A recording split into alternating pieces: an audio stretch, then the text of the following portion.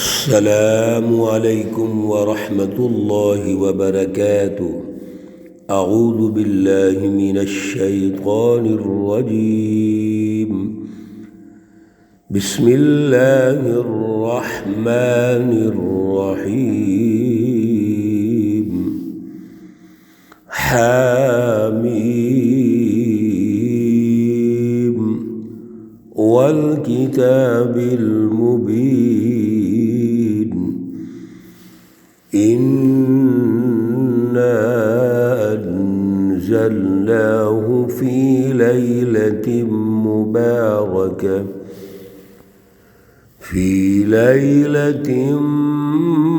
مُبَارَكَةٍ إِنَّا كُنَّا مُنذِرِينَ۔ صدق اللہ العلی العظیم۔ اللہم صلی علی سیدنا و مولانا محمد النبی الامی وعلی آلہ واصحابہ وبارک وسلم وصلی علیہ۔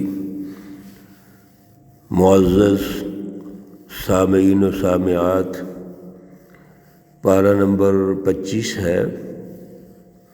آج الحمدللہ ہم سورۃ الدخان کا آغاز کر رہے ہیں۔ یہ سورہ مقدسہ مکی صورت ہے۔ اس میں 59 آیات اور 3 رکوع ہیں۔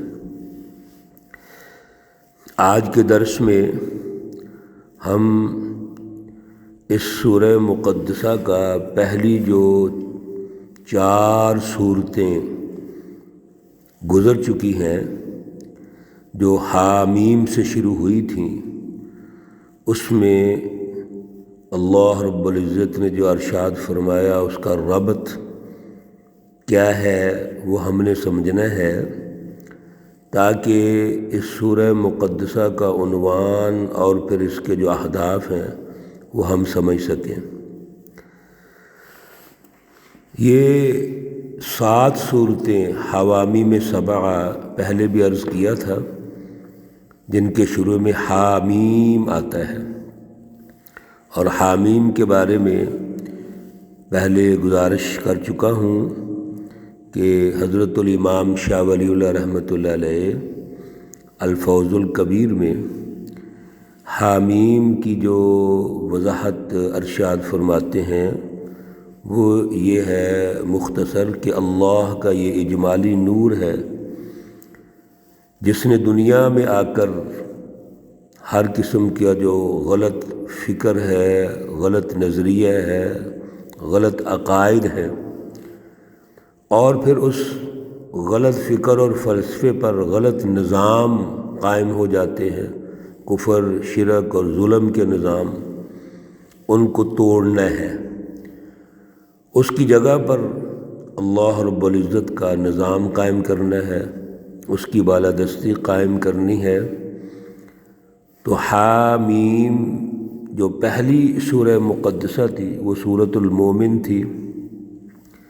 اس سورہ مبارکہ میں اللہ رب العزت نے ایمان اور کفر کا موازنہ ارشاد فرمایا، ایمانیات کی حقیقت کو واضح کیا، اور وہاں پہ رجل مؤمن، وقال رجل مؤمن، اللہ رب العزت نے اس رجل مؤمن کے ذریعے سے جو اللہ کا پیغام ہے حضرت موسیٰ علیہ السلام نے جو دیا، اس نے اس کو مزید نکھار پیدا کیا۔ اور جو دوسری سورہ مقدسہ تھی جو حامیم سے شروع ہوئی وہ حامیم السجدہ ہے۔ اللہ رب العزت نے وہ نور ایمانی جو عرش الہی پر متعین ہوا، رسول اللہ صلی اللہ علیہ وسلم کے قلب اطہر پر نازل فرمایا۔ اس کا مقصد یہ ہے کہ ان الذین قالوا ربنا اللہ ثم استقاموا، یہ جو ایمان ہے، نور ایمانی ہے، یہ ہم نے اس طرح حاصل کرنا ہے کہ اس پر استقامت کا مظاہرہ ہونا چاہیے۔ صرف یہ کہہ دینا کہ ربنا اللہ، ہمارا رب اللہ ہے، تو یہ تو کافی نہیں ہے۔ اصل میں تو ربنا اللہ کا جو پہلا درجہ ہے وہ اپنے دماغ اور قلب میں اللہ کی اس روشنی کو پیدا کرنا ہے، نور کو پیدا کرنا ہے۔ اللہ سے ہمارا ربط اور جوڑ اعلیٰ ہونا چاہیے، اور پھر اس پر ہمیں ایک سچی جماعت کی ضرورت ہے۔ جب تک جماعت کی تشکیل نہیں ہوتی، جب تک اس پر ایک سچی جماعت کا وجود قائم نہیں ہوتا، تو اگلے مراحل تو نہیں ہو سکتے۔ تو اس پر استقامت ہونی چاہیے۔ جو غلط عقائد، غلط فکر اور فلسفہ اور غلط نظام غالب ہیں، وہ تبھی ٹوٹیں گے جب ایک حزب اللہ سچی جماعت تشکیل پائے گی۔ اللہ رب العزت نے وہ بنیادی اصول اور ضابطے جو اس سچی جماعت کے ہونے چاہیے، وہ سورۃ الشورى جو تیسری سورہ مقدسہ ہے اس میں ارشاد فرما دیا۔ شورا کے عنوان سے پتہ چلتا ہے کہ اس جماعت نے جو فیصلے کرنے ہیں وہ مشورے سے کرنے ہیں۔ وَأَمْرُهُمْ شُورَىٰ بَيْنَهُمْ، مشاورت سے ہونے چاہیے۔ اور اس کے علاوہ سچی جماعت کے دیگر اوصاف کیا ہونے چاہیے؟ وہ جماعت سوسائٹی کی قائد ہے، قیادت کرے گی۔ اس نے سوسائٹی میں ایک غلط فکر اور فلسفہ اور سسٹم کو ختم کر کے اعلیٰ نظام قائم کرنا ہے، اعلیٰ فکر اور فلسفہ دینا ہے۔ لہذا سورۃ الشورى میں مومنین اور متقین کے اوصاف ارشاد فرما دیے، اور وہ جو نظام قائم کرنا ہے وہ ایک سیاسی نظام ہے۔ سیاسی نظام کے بغیر اللہ کی طاقت کسی شکل میں غالب نہیں ہو سکتی۔ اصل میں تو اللہ کی رٹ کو قائم کرنا ہے، اس کی بالادستی ہے، تو اس کے لیے ایک سیاسی نظام کی ضرورت ہے۔ چوتھی جو صورت ہے سورۃ الزخرف، اس سے پہلے والی سورہ مقدسہ، اس میں اللہ رب العزت نے وہ معاشی تعلیمات بتا دی، سرمایہ پرستانہ جو سوچ اور فکر ہے اس کی نفی کر دی زخرف کے عنوان سے، کہ یہ سونا چاندی کی بنیاد پر جس قسم کی بھی ملمہ کاری ہے، جس قسم کی بھی سسٹم کی تشکیل ہے، وہ ظالمانہ نظام ہے، وہ درست نہیں ہے۔ اللہ رب العزت تعاون باہمی کی بنیاد پر اپنے وسائل سب کو برابر دیتے ہیں، اور جو سسٹم تشکیل پاتا ہے معاشرتی نظام، وہ تعاون باہمی کی بنیاد پر ہے۔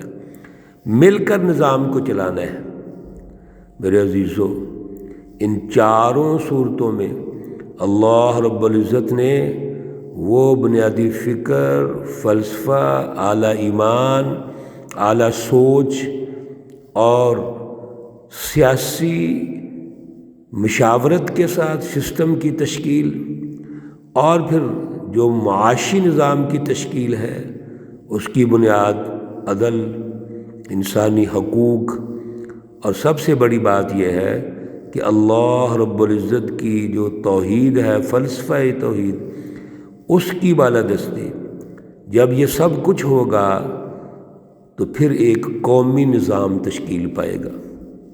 سورۃ الدخان میں اصل میں جو ہدف ہے، مرکزی نقطہ ہے، وہ قومی نظام کی تشکیل ہے، کہ جب کوئی سیاسی نظام یا معاشی نظام تشکیل پائے گا تو اس کے نتیجے میں ایک قومی نظام بنے گا، معاشرہ ترقی کرے گا، معاشرتی اور سماجی بنیادوں پر انسانیت ترقی کرے گی۔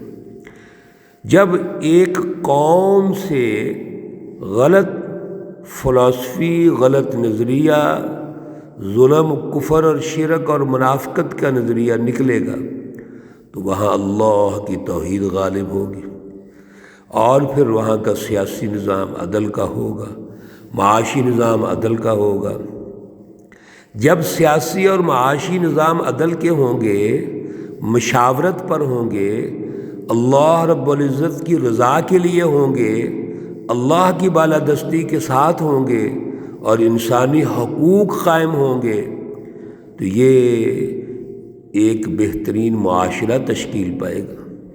اسی کو قومی نظام کہتے ہیں۔ ہمارے ہاں قومی نظام کی جو اصطلاح ہے دور حاضر میں، وہ تو ہمارے پاکستان کے جو مافیاز ہیں، جو مختلف جماعتیں اس نظام ظلم کو قائم رکھنا چاہتی ہیں، وہ آپس کے سسٹم کی تشکیل کو، لو اور دو کی پالیسی کو، اور اس طرح کا نظام جس میں آپس کی رضامندی ہو ان کی، اس کو وہ قومی نظام کہتے ہیں۔ حالانکہ قومی نظام تو وہ ہے جس میں قوم کی ترقی ہو، من حیث القوم، پوری قوم ترقی کرے، ان کو عدل کا نظام ملے، ان کے حقوق ملے۔ یہاں تو میرے عزیزو ایک شخص اپنا حق لینے کے لیے کوئی دعویٰ نہیں کر سکتا، احتجاج نہیں کر سکتا، کوئی بات نہیں کر سکتا، اس کو دبا دیا جاتا ہے۔ یہ تو ظلم کے نظام میں ہوتا ہے، فرعونی اور ابو جہلی نظام کے اندر ہوتا ہے کہ اپنی قوم پر جبر کریں، ظلم کریں، زیادتی کریں۔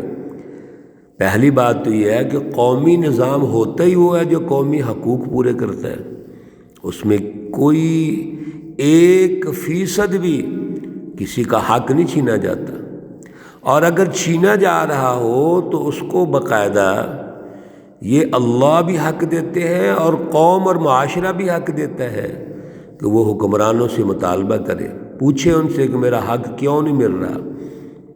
اگر یہ اجازت اور اختیار ہو تو پھر وہ قومی نظام ہوتا ہے۔ انشاءاللہ العزیز اللہ رب العزت کی سچی رہنمائی کے ذریعے سے ہم اس اعلیٰ قومی نظام، سیاسی نظام، معاشی نظام کو سمجھیں گے۔ اس سورہ مقدسہ میں اللہ جو ارشاد فرما رہے ہیں، اور انشاءاللہ العزیز کل اس پر اگلی بات چیت کریں گے۔ اللہ رب العزت ہمیں اعلیٰ شعور عطا فرمائے۔ اللہ رب العزت جو فلسفہ توحید اور کتاب مقدس کی روح ہے وہ ہمیں سمجھنے کی توفیق عطا فرمائے، اور آج کے دور میں جس بالادستی کی اللہ کی ضرورت ہے، ان نظام ظلم کو ختم کر کے ہم عدل کا قومی نظام قائم کریں، جس کی ضرورت ہے، اللہ ہمیں توفیق اور صلاحیت عطا فرمائے۔ اللہ رب العزت تمام بیماروں کو شفائے کاملہ عاجلہ مستمرہ عطا فرمائے۔ اللہ رب العزت تمام مرحومین و مرحومات کو جنت الفردوس میں اعلیٰ مقام عطا فرمائے۔